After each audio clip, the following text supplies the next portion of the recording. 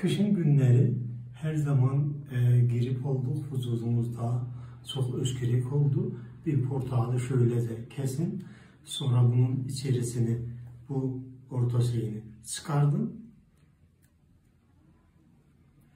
Ondan sonra bunun içine bir kaşık kaya tuzu dökün. Sonra bunun içine basın dolsun. Ondan sonra koyun ferde pişsin. 20 dakika. Pişenden sonra bu hale gelecek. Ondan sonra bunu götürün, içerisine kaşığını yiyin, sadece kabuğu kalsın. Bu çok ösküreklere, çok asma, bronşite faydası olabilir.